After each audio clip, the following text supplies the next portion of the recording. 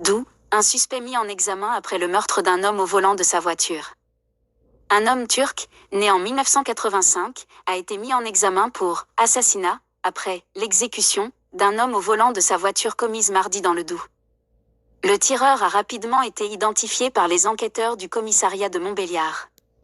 2 jours après l'exécution d'un homme au volant de sa voiture à Seloncourt, Doubs, un suspect a été mis en examen pour assassinat, a annoncé jeudi le procureur de la République de Montbéliard. Le mis en cause a reconnu avoir donné la mort à la victime, tout en assurant s'être senti menacé par la victime, ce qui semble être contredit par les images de vidéosurveillance, a déclaré le procureur Paul-Édouard Laloy, au cours d'une conférence de presse. Froid dans le dos.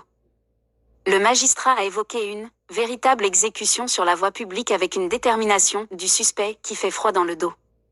Selon lui, les images de vidéosurveillance montrent un homme armé se dirigeant calmement vers le véhicule de sa victime qui vient de se garer, et tirer à plusieurs reprises.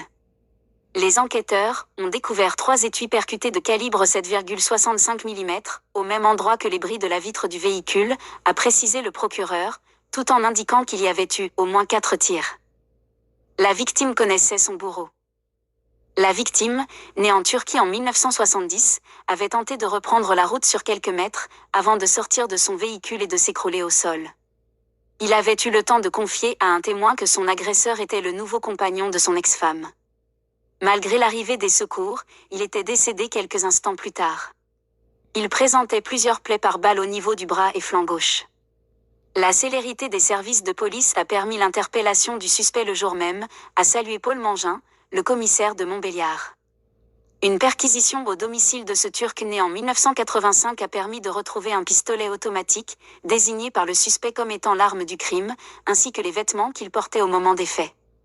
Ce dernier a assuré au cours de sa garde à vue s'être senti obligé de passer à l'acte par peur, estimant que si ce n'était pas lui qui passait à l'acte, ça aurait été la victime, a déclaré Paul-Édouard Laloy. Selon le suspect, la victime s'était montrée oppressante envers son ex-épouse, qui avait d'ailleurs alerté la gendarmerie de Bavans, où une procédure avait été ouverte.